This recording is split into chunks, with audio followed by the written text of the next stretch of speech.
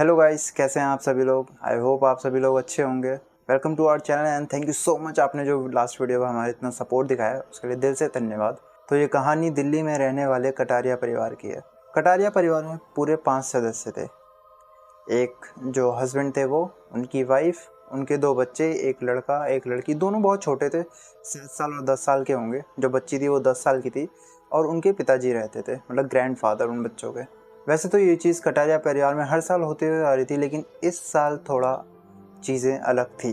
तो एक दिन जो दादाजी थे वो अपनी व्हीलचेयर पर बैठे हुए थे और उन्होंने अपने बेटे को बुलाया और उसे बताया कि कैसे दिन नज़दीक आ रहे हैं उस चुड़ैल के आने के, और वो चाहते थे कि उनके बच्चा और उनके परिवार उस चीज़ के लिए हमेशा रेडी रहें। उन्हें हर चीज़ बता दी गई थी कि कैसे वो आए तो भी उसे रिएक्ट नहीं करना, क्योंकि ये चीज़ें जो हैं ये अटेंशन की भूखी होती हैं।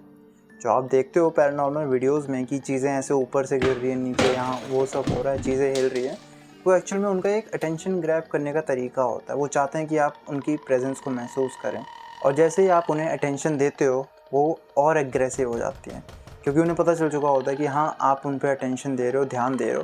तो वो फिर नेक्स्ट स्टेज में चले जाती हैं, फिर वो और ज़्यादा चीज़ें करने लगती हैं, बुरी चीज़ें। तो इसलिए कटारिया परिवार में ये था कि अगर वो आती भी है तो भी कोई उस पर रिएक्ट नहीं करेगा, कोई कुछ नहीं बोलेगा, सब नॉर्मल रहेंगे, जैसे एक नॉर्मल घर डेली चलता है वैसे रहेंगे। तो जो हस्बैंड होता है वो अपने बेटे के कमरे में जाता है, छोटा सा बेटा होता है, 7 साल का बेटा होता है, और उसे वो पूरी बात बताता है कि कैसे वो जो औरत है, जो चुड़ैल है, वो वापस आ रही है, और उसे उस चीज़ पे बिल्कुल रिएक्ट नहीं करना। अगर तुम उसको अटेंशन दोगे तो वो दिक्कतें करेगी, वरना तुम बस अपना नॉर्मल चीज़ करो, ध्यान मत दो उस पर, ऐसा सोचो कि वो एग्जिस्ट ही नहीं करती। तो हस्बैंड ने ये सारी बातें बता के अपने बेटे को बोला कि चलो डिनर करने चलते हैं। तो नीचे डाइनिंग टेबल पे डिनर लग चुका था, हस्बैंड आ चुका था, उनकी वाइफ ने पूरा खाना लगा लिया था टेबल पे। उनके जो पिताजी थे, हस्बैंड के जो पिताजी थे, दादाजी, वो भी वहाँ आ गए अपना खाना खाने, बच्चे भी आ गए, पूरा परिवार इकट्ठा हो गया खाना खाने।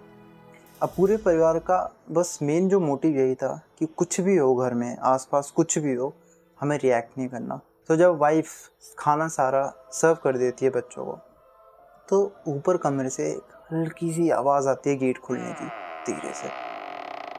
बच्चे, जो घर में जितने भी सदस्य होते हैं, वो सब वो आवाज़ सुन लेते हैं और उन्हें पता चल चुका होता है कि अब क्या होने वाला है, कि कौन आया है, लेकिन वो इग्नोर करते हैं। उनका पूरा मोटिव यही है इग्नोर पे, कि उन्हें इग्नोर करना है। अब जो बच्चे होते हैं वो खा रहे होते हैं धीरे धीरे, और उन्हें आवाज़ आ रही होती है बहुत तेज तेज से पैर दब के नीचे आने की। जो चुड़ैल होती है वो धीरे धीरे नीचे आने लगती है, और नीचे आते आते वो बच्चों के पास खड़ी हो जाती है। जो हस्बैंड होता है वो बच्चों को आंखों से इशारा करता है कि नहीं, तुम्हें रिएक्ट नहीं करना, तुम बस अपना खाना खाओ। और वो उन्हें बोलता भी है कि सब लोग अपना खाना खाओ, कुछ नहीं हो रहा। लेकिन जो बच्चे थे वो डरे हुए थे बहुत ज़्यादा। जो चुड़ैल होती है उसका हाथ उनके कंधे पे जाके ऐसे रख देती है, अपने नाखूनों से उसका कंधा दबाने लगती है। और जो बच्चा होता है वो पूरी तरह से डरा होता है, सहमा होता है, उसकी बॉडी पूरी शिवर कर रही होती है, लेकिन उसका जो पिता होता है वो उसे यही बोलता रहता है कि नहीं, कुछ नहीं हुआ, कुछ नहीं हुआ, तुम अपना खाना खाओ, कुछ नहीं हुआ। वो उन्हें एनकरेज कर रहा होता है कि तुम्हें बस ध्यान नहीं देना, तुम अपना काम करते रहो, वो अपने आप चली जाएगी। और जैसे ही वो उस बच्चे से थोड़ी देर बाद वो एक बच्चे से हाथ उठा के दूसरी जो बड़ी बेटी होती है, जो 10 साल की होती है, उसके सर पे रख देती है जाके। उस बच्चे को कुछ हैवी सा फील हो रहा होता है, उसे पता होता है कि उस चुड़ैल ने उसके सर पे हाथ रखा होता है। वो भी घबराने लगती है इस चीज़ से, और धीरे धीरे जो चुड़ैल होती है वो उसका सर हल्का हल्का दबाने लगती है, और उसे ये जो प्रेशर था उसके हाथ का ये फील हो रहा होता है, और उसके आंसू निकलने लगते हैं स्टार्टिंग। वो उसके हाथ से चम्मच गिर जाती है अचानक से, जब वो खाना खा रही होती है, इतना प्रेशर होता है। और वो जब चुड़ैल उसका सर दबा ही रही होती है, अचानक से फ़ोन बजता है उनके घर का, और सब लोग चौंक जाते हैं और सब लोग सोचते हैं कि फ़ोन कौन पिक करने जाएगा। तो जो मदर होती है वो बोलती है कोई नहीं मैं पिक करती हूँ।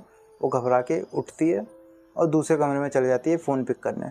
और यहाँ पे जो चुड़ैल होती है वो अचानक से बच्चे के सर के ऊपर से हाथ हटा लेती है अपना, और धीरे से मोड़ती है और उस रूम में जाने लगती है जिसमें वो वाइफ गई है फ़ोन उठाने। अब वो धीरे धीरे करके वहाँ पहुँचती है, और जो बच्चे होते हैं उन्होंने गहरी सांस लेते हैं, क्योंकि फाइनली उनके पीछे से वो हट चुकी होती है। लेकिन जो हस्बैंड होता है और जो ग्रैंडफादर होते हैं वो घबराने लगते हैं क्योंकि वो उनकी वाइफ के पीछे गई है अब।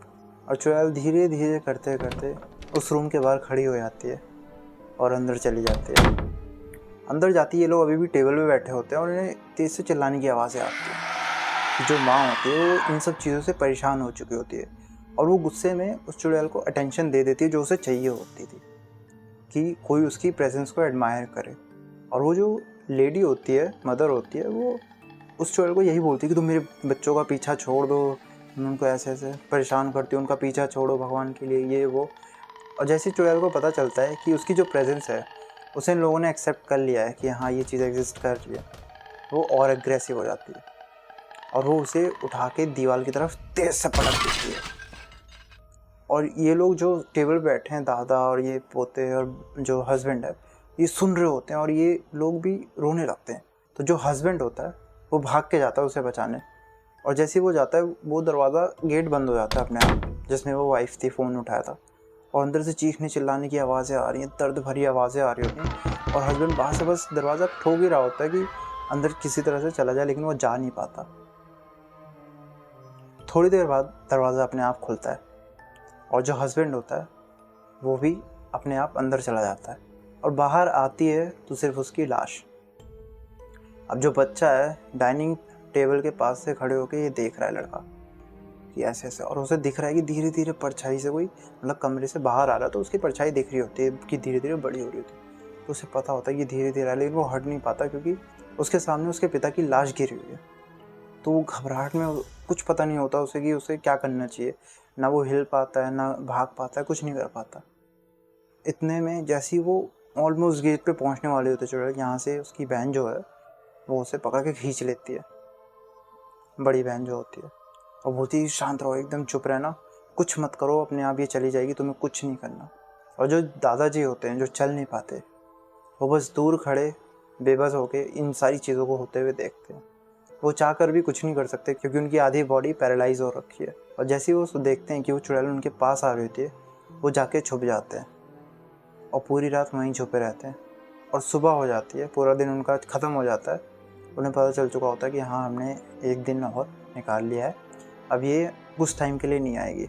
उस दिन 2 बच्चों ने अपने माँ बाप खो दिए, लेकिन फिर भी थैंक गॉड जो बहन थी, थोड़ा प्रेजेंस ऑफ माइंड था कि उसने उस बच्चे को भी बचा लिया रिएक्ट करने से या चुड़ैल को गुस्सा दिलाने से। और ये कहानी यहीं नहीं ख़त्म होती।